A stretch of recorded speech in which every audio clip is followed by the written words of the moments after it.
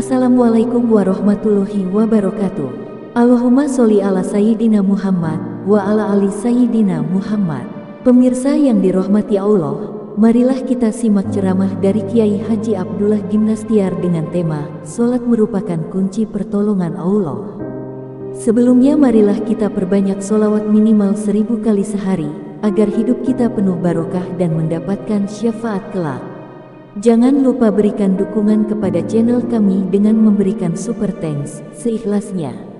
Marilah kita doakan semoga Agim sekeluarga dan para penonton YouTube ini diberikan kesehatan dan diberikan kebahagiaan dunia dan akhirat. Amin ya robbal alamin. Alhamdulillahi rabbil alamin. Alhamdulillahilladzi anzala sakinah fi qulubil mu'minin liyazdadu imanan ma'a imanihim. Allahumma salli ala Sayyidina Muhammadin wa ala alihi wa ashabihi ajma'in. Ya Allah, ya Sami, ya Bashir, Allahumma aftah lana hikmataka ya Rabb, wansur alaina rahmataka ya dzal jalali wal ikram. Allahumma a'inna ala dzikrika wa syukrika wa husni ibadatik. Allahumma inna nas'aluka imanan kamilan wa yaqinan sadiqan wa qalban khashi'an. Duha yang maha menatap, berkahi majelis ini. Jadikan pertemuan ini menjadikan hati kami hakul yakin padamu ya Rabb. Menjadikan amal-amal kami amal-amal yang Engkau terima. Menjadikan sisa umur kami istiqomah. Taqabbal minna ya arhamar rahimin. Innaka antas samiul alim. Amin ya rabbal alamin. Alhamdulillah hadirin, kita kaji nomor 130. 130 aja.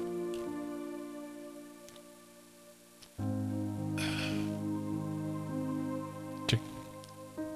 Kajian Al-Hikam nomor 130. Bismillahirrahmanirrahim. As-salatu mahallul munajati wa ma'dinul musafati, tattasi'u fiha mayadinul asrari wa tashruku fiha syawarikul anwari. Salat itu sebagai tempat bermunajat ataupun menyampaikan hajat kepada Allah serta memanjatkan puji syukur, dan sebagai tempat pembersihan hati dari berbagai kotoran. Leluasa di dalamnya datangnya berbagai rahasia-rahasia Allah dan terbit terang padanya cahaya-cahaya ilmu dan makrifat. Rukun Islam sesudah syahadat adalah salat. Syahadat itu ikrar dari keyakinan yang dibuktikan dengan perbuatan. Dan sholat adalah tiangnya. Sholat itu zikir yang paling lengkap. Sholat itu ibaduddin, tiangnya agama. Aqimi sholat li dzikri. Tegakkanlah sholat untuk mengingat padaku. Sholat itu zikir yang paling lengkap. Sholat itu zikir dalam keadaan wudu. Tidak semua zikir kita dalam keadaan berwudu. Sholat itu zikir yang menghadap ke kiblat. Pasti ke kiblat. Tidak semua zikir menghadap kiblat. Sholat itu ada takbir, tahmid, tasbih, tahlil, ada syahadat, ada sholawat, ada salam. Lengkap. Ada ayat-ayat Al-Quran, mulai dari Ummul Quran, Al-Fatihah yang tidak pernah lepas dari tiap rakaat. Ada tasbih dalam keadaan ruku, ada tasbih dalam keadaan sujud, dan ada doa yang lengkap yang diapit oleh 2 sujud. Masya Allah. Seharusnya sholat ini menjadi andalan utama kita. Karena pertanyaan pertama di kubur adalah sholat. Dan pertolongan Allah gerbangnya wasta'inu bis-sabri was-shalah. Jadi seharusnya kalau kita ingin melakukan sesuatu yang sangat berkualitas, harusnya sholat menjadi prioritas. Seperti memanah, pertama ada target, yang kedua ada fokus, yang ketiga ada disiplin. Target saudara apa? Target saya memiliki sholat yang khusyuk. Tiap sholat fokus ingin sholat yang khusyuk dan disiplin. Tiap sholat dilakukan seperti itu. Nah, barulah akan lahir berbagai karunia Allah yang luar biasa bagi yang berusaha menyempurnakan sholatnya. Hadirin, jadi doa itu saripatinya ibadah, mukhul ibadah. Dan sholat itu adalah kesempatan terdahsyat untuk bisa meminta. Karena hebat sekali itu. Wudu, takbir, baca fatihah, ada ruku, tasbih, ada itidal, ada sujud. Untuk mengeluarkan doa dalam sholat itu begitu banyak. Iyyaka na'budu sebelum iyyaka nasta'in. Benar? Ini hebat sekali. Biasanya kita memintakan sedikit saja. Ada yang fatihah dulu, ada yang alhamdulillah. Ini sebelum mengeluarkan permintaan, begitu panjang prosedur pengabdian kita kepada Allah. Di dalam fatihah saja untuk ihdinas siratal mustaqim itu ada ta'awudz dulu, ada basmalah, ada hamdalah, ada ar-rahmanir rahim, ada maliki yaumiddin, iyyaka na'budu wa iyyaka nasta'in, baru ihdinas siratal mustaqim permintaan. Nah, dalam sholat juga begitu. Begitu banyak pujian-pujian amal-amal kepada Allah barulah minta. Sayangnya ya, kita melakukan sholat itu tidak yakin ini sholat sebagai jalan pertolongan Allah. Sehingga sholat kita cenderungnya rutinitas, hanya basa-basi saja, hanya gerakan lahiriah, tanpa ada gerakan batiniah, dan tanpa penyesalan ketika sholat tidak bagus. Ya kan? Seperti sholat asar barusan, kalau kita tidak khusyuk, tidak ada penyesalan, tidak ada kepedihan, istighfarnya saja tidak merasa sedang tobat tuh. Astagfirullahaladzim, astagfirullahaladzim, astagfirullahaladzim. Bayangkan, minta ampunnya saja tidak seperti yang merasa bersalah. Maafin, maafin, maafin. Kita urut dulu mundur sedikit. Kenapa sholat kita kurang serius? Jangan nyebut dulu kurang khusyuk lah ya, karena itu sudah rada pasti. Kurang serius. Penyebab intinya adalah kita belum menganggap sholat itu sesuatu yang sangat penting. Karena kalau penting pasti serius. Beberapa waktu yang lalu, anak yang kendaraannya tertabrak, baru keluar dari rumah sakit, belum bisa jalan dengan tegak, harus membawa besi penyangga. Ada panggilan dari tempat yang memang sangat diharapkan bisa bekerja di sana. Itu datang ke sana, ke tempat panggilan, pakai jas, pakai dasi. Kenapa sakit-sakit datang? Kenapa pakai penampilan terbaik? Karena itu wawancara yang tahapan penting. Karena dianggap penting, diutamakan. Kita kalau sudah merasakan sesuatu penting, pasti serius. Benar? Tanya BMT, tanya BPR Syariah. Lihat yang pinjam uang di sana, pasti khusyuk-khusyuk. Betul? Siapa kemarin? Asep yang melamar. Mana Asep? Ada sahabat kita yang tunanetra, mau melamar seseorang, yakin khusyuk itu. Jauh datang ke sana, tidak mungkin tidak khusyuk. Ini Agus, waktu melamar khusyuk tidak Agus? Hah? Yang betul, coba saya pengen tanya Agus. Agus ini memiliki keterbatasan dalam bergerak, dalam berbicara. Kalau waktu itu aku mah cuma mau memegang satu. Main HP? Memegang satu. Memegang satu keyakinan. Memiliki satu keyakinan. Bahwa Allah nggak Allah itu maha baik. Allah maha baik.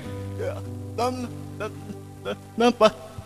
pasti aku diterima. Kameramen, ada yang bisa ikhtiar? Oh, ini ada beberapa kepala yang harus ini dulu tekan ya. Harus dimiring, set gitu. Ya, Kang. Ulangi, Gus. Khusyuk tidak waktu ketemu calon mertua?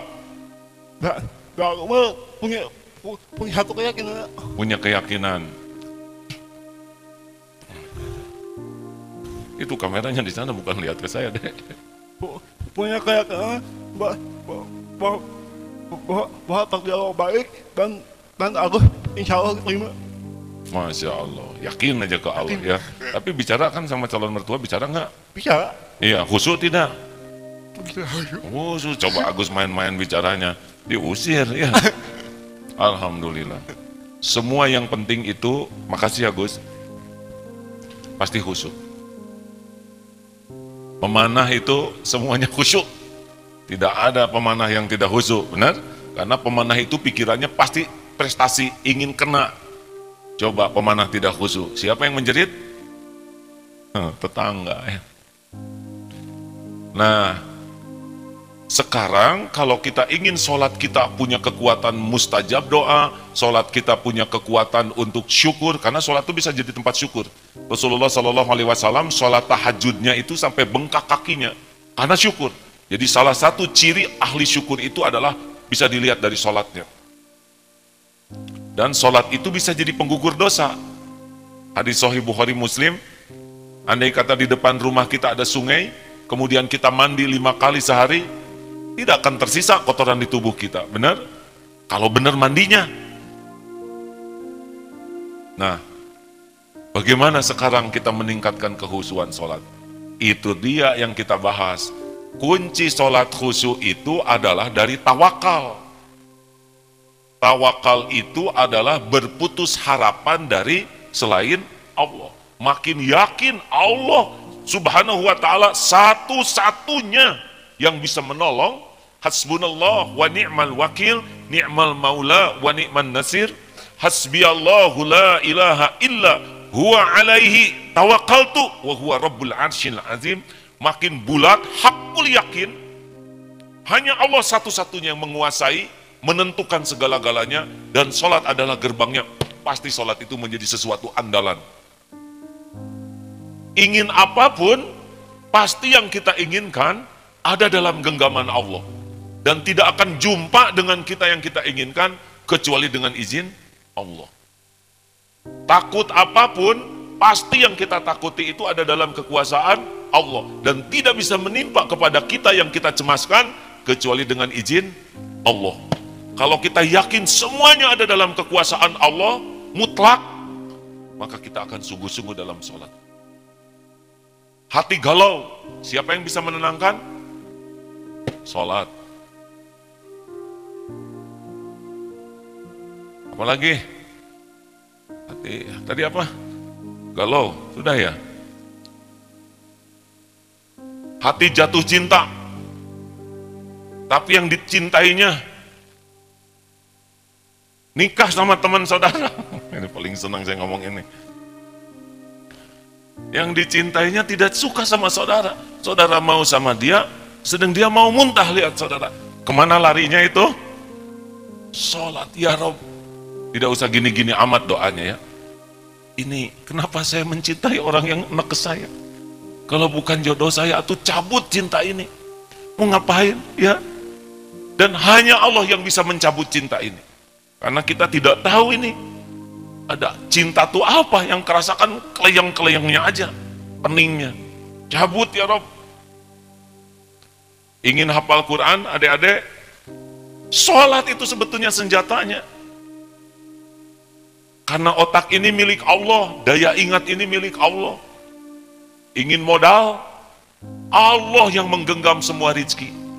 Ingin jodoh, Allah yang menggenggam setiap akhwat, setiap ikhwan, setiap hatinya. Apapun yang kita inginkan mutlak dalam kekuasaan Allah, milik Allah, dan hanya baru bisa datang kepada kita dengan izin Allah. Ini saya lihat ada ibu-ibu hijabers, moms, communities. Moms ingin suami yang soleh hasan. Hijabers pasti ingin suami yang soleh kan? Ini moms artinya udah pada nikah kan? Ya? Kenapa ragu-ragu ngangguknya? Kalau ingin suami soleh, gak ada yang membulak-balik hati suami selain Allah.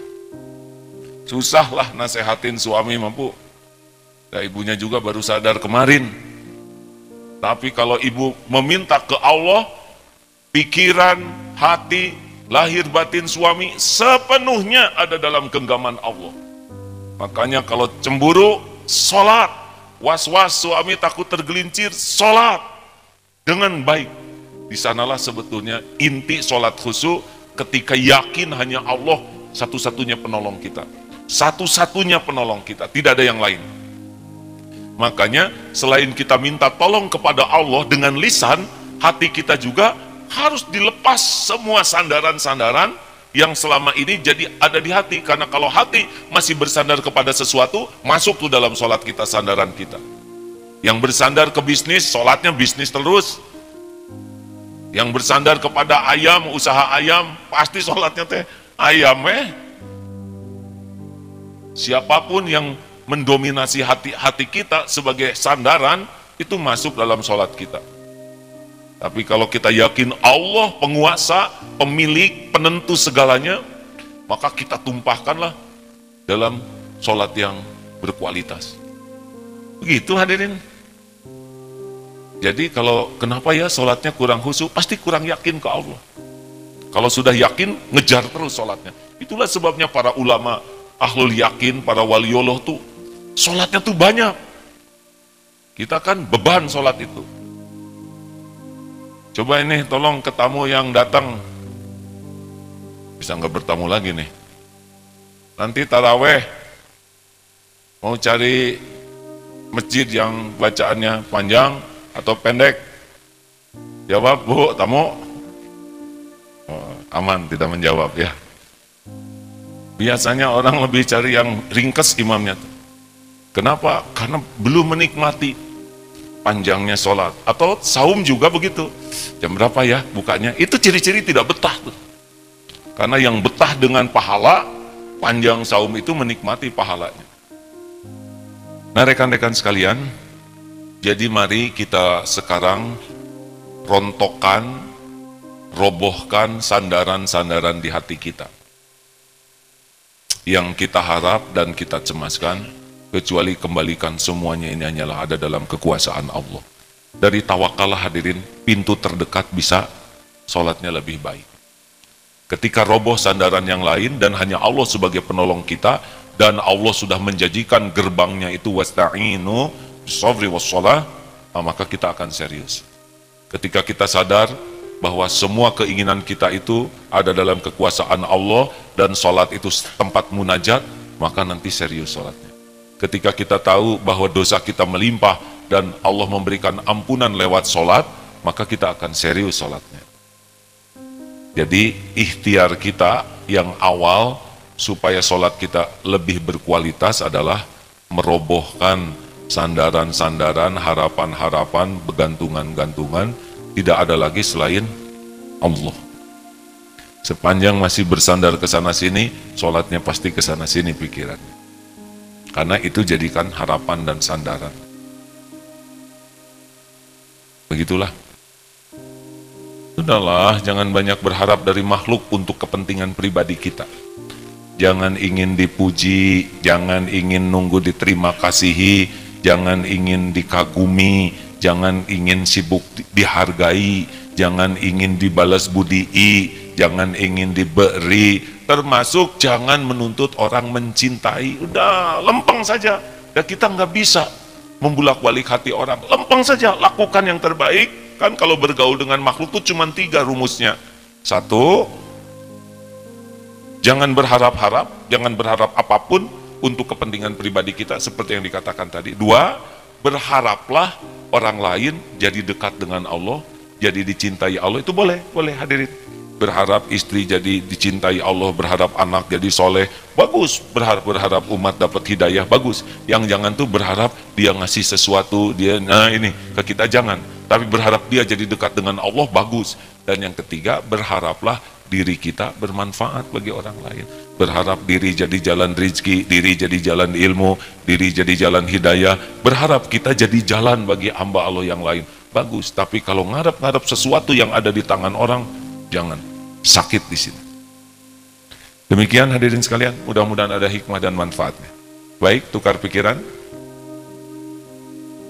Kalau tidak ada pertanyaan, alhamdulillah, ini sangat bijaksana sekali. Memang Sekarang itu yang penting adalah jangan mempersulit orang lain. Ya.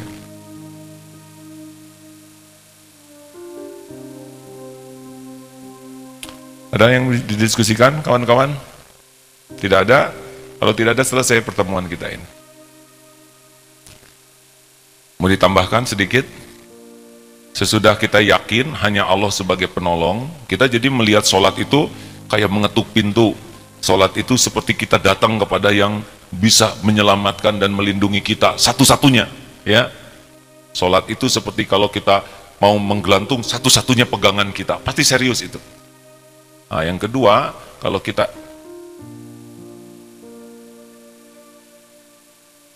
kita ingin sholatnya lebih baik, ya kita harus paham aturan sholat termasuk bacaannya. Karena sulit bagi kita untuk menikmati sesuatu yang kita tidak pahami, benar?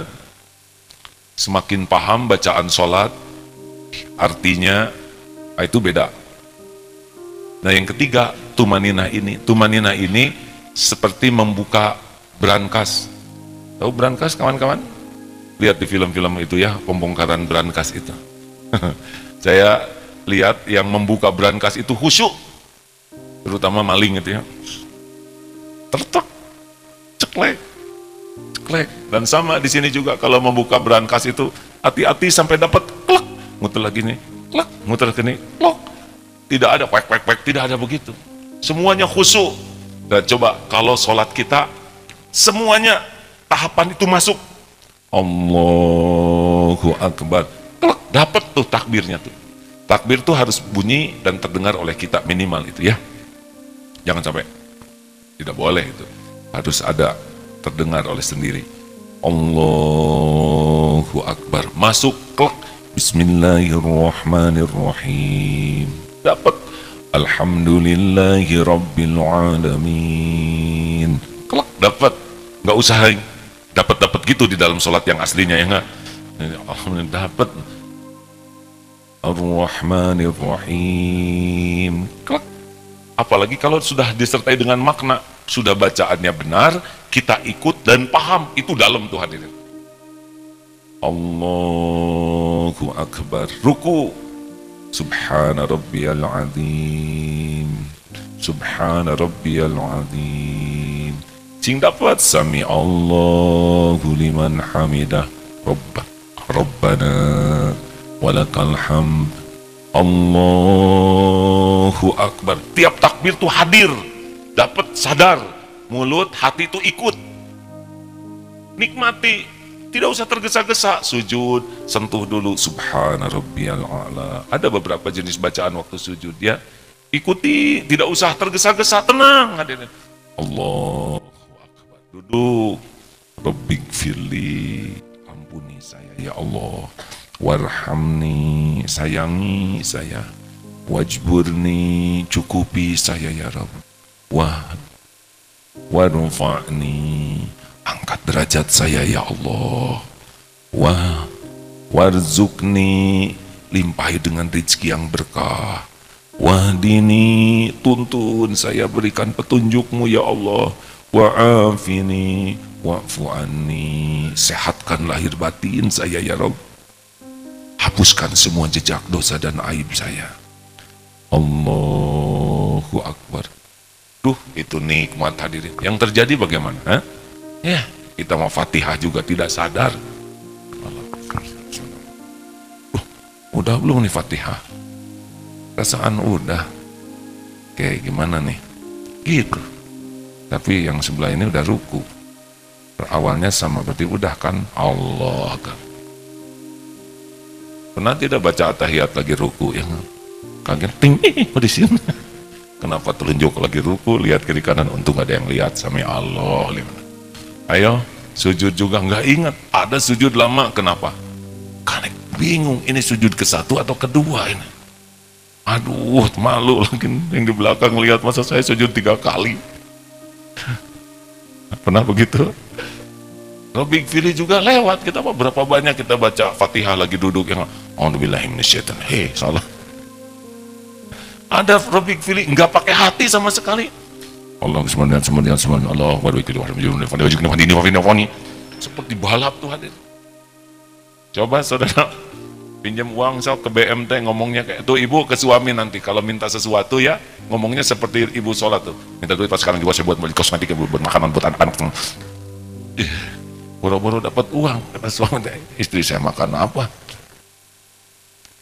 Benar-benar kita sering sekali robik fil itu nggak pakai hati. Saat terpenting dalam meminta robik fil warhamni wajhuni wajhuni wadini Allahumma sholli ala Allah kata itu barakatuh salawatu tibatillah. Ngelamun kemana-mana, jarang ingat lagi syahadat, jarang ingat lagi sholawat, ingatnya ketika udahan astagfirullahaladzim, astagfirullahaladzim, assalamualaikum, assalamualaikum, assalamualaikum, assalamualaikum, assalamualaikum, assalamualaikum, assalamualaikum. Aduh, itu mah sepertinya bukan sholat ya. Sebetulnya sholat kita tuh lebih banyak memerlukan ampunan Allah daripada memerlukan pahala, karena ngaco. Lihat upacara, coba kalau lagi upacara kenegaraan, terus si inspektur upacaranya ngaco. Itu lebih mementingkan naik pangkat atau lebih mementingkan tidak dipecat kan? Jawab. Kan lagi inspektur upacara laporan itu kan khusyuk betul. Begitulah. Tapi kalau ngaco ya nggak? Saya tidak kuasa membayangkannya. Inspektur upacara ngelantun.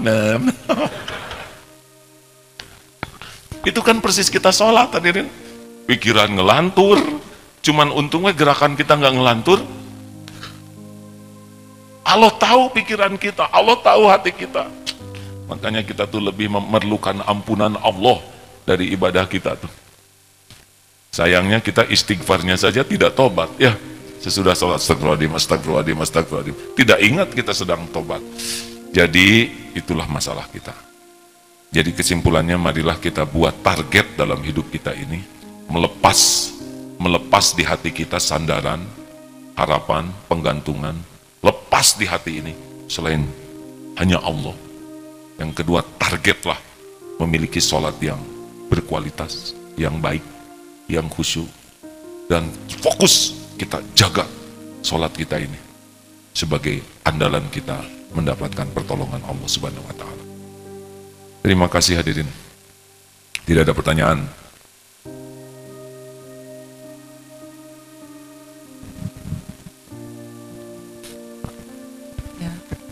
Assalamualaikum warahmatullahi wabarakatuh.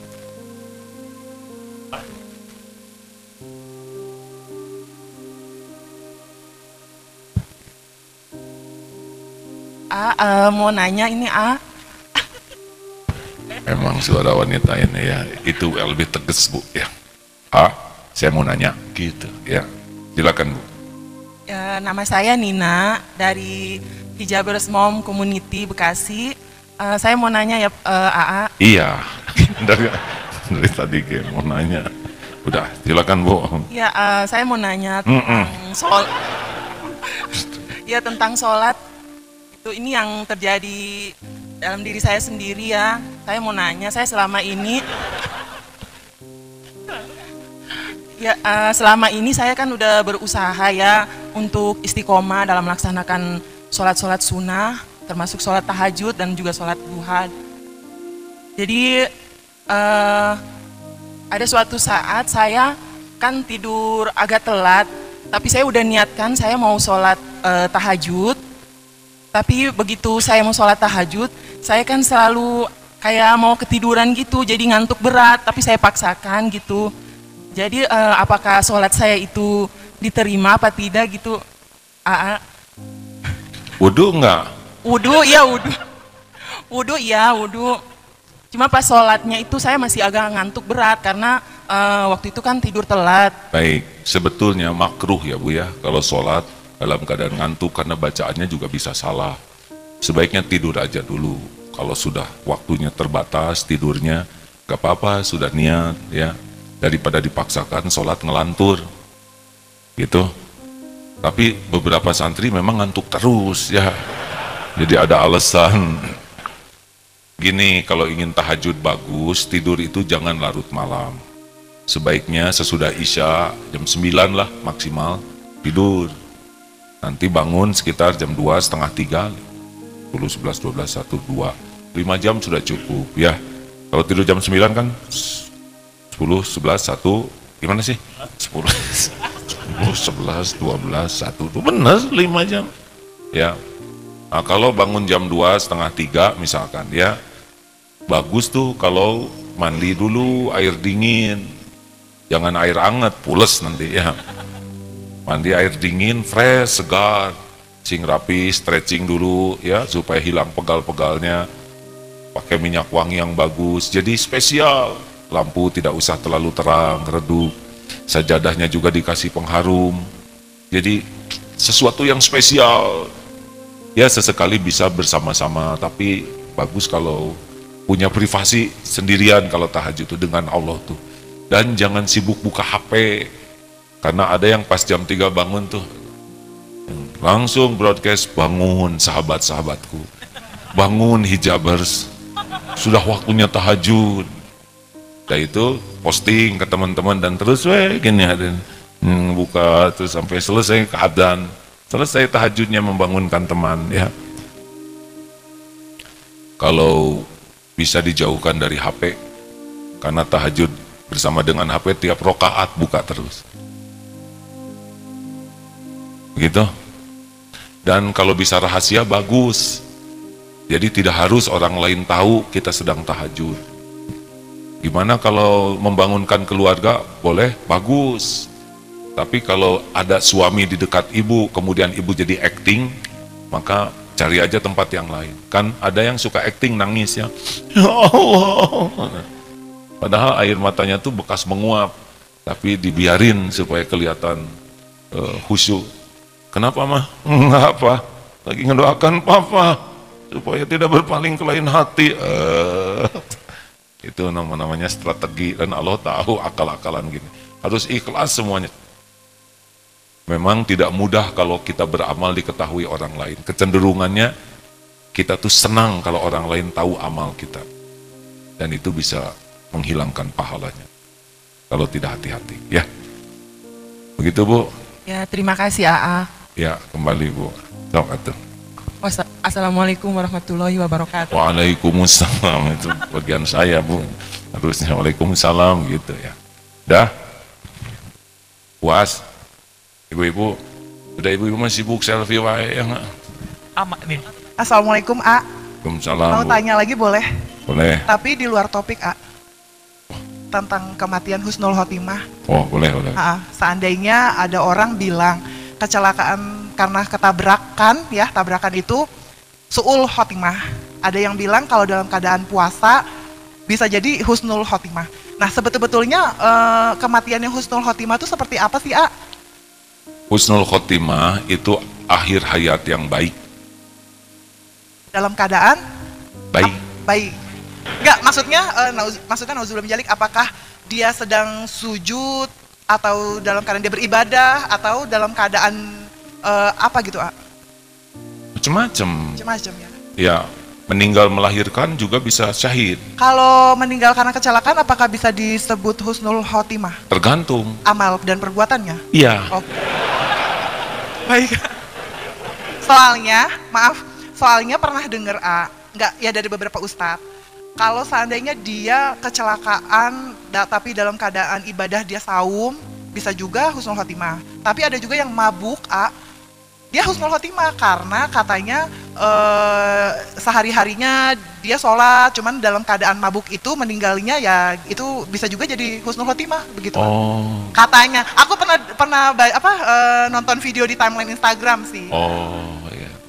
Yang benar yang mana Menurut ibu yang mana yang benar? Gak tahu, makanya saya nanya atau kumaha si A. Benar-benar hijabers ini mah. Ya nanya sendiri ya jawab sendiri ya. Hampura ya ayah. Ya hampura Bu. Jadi Allah yang tahu seseharinya setiap saat orang.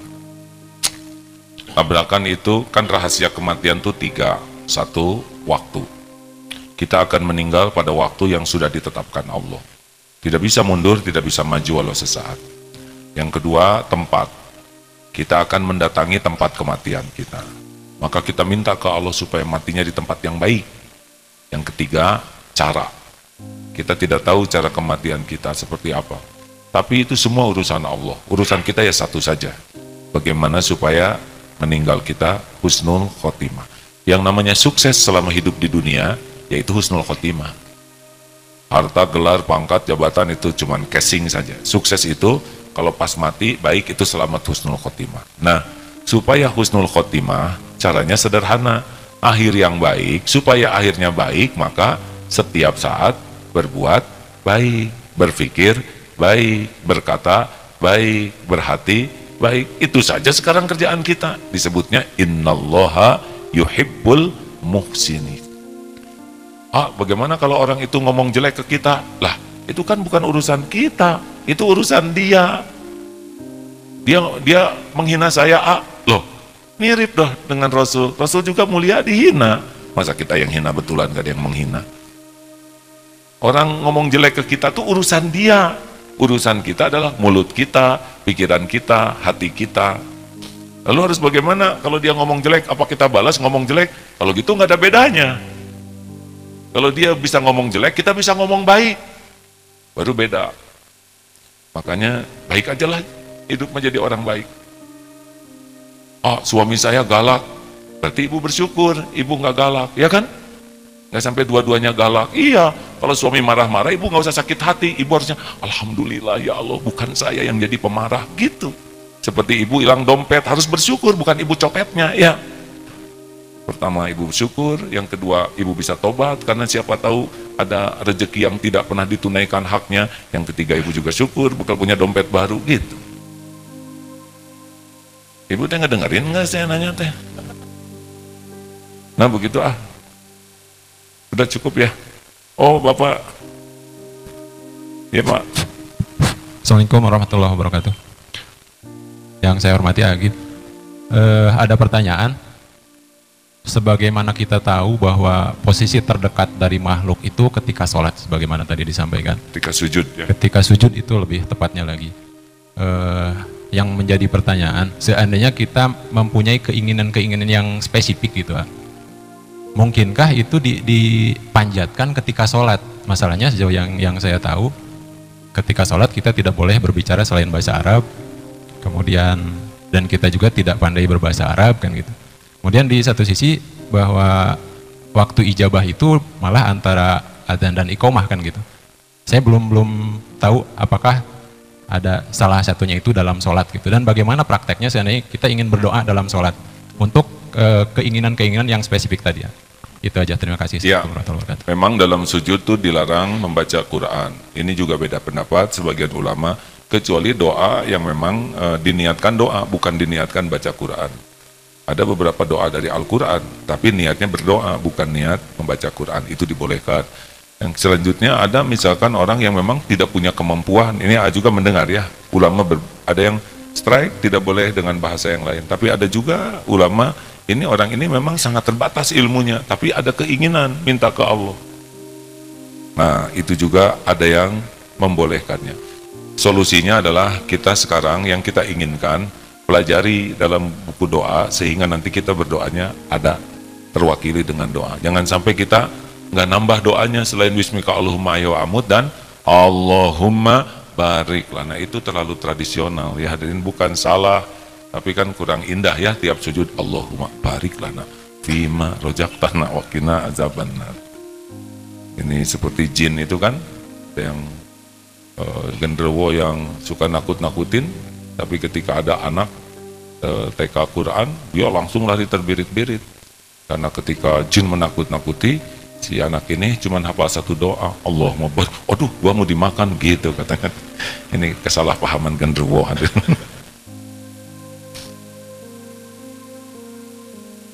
Kenapa telat ketemunya Ustaz? Gitu Pak, silakan buka sekarang di YouTube, banyak ulama yang berpendapat dengan dalil yang lebih lengkap dari yang dapat saya sampaikan ya. Menyikapi perbedaan pendapat, kata kuncinya adalah belajar lebih banyak, lebih dalam. Sesudah itu kita pilih yang paling kita yakini dan hormati pilihan.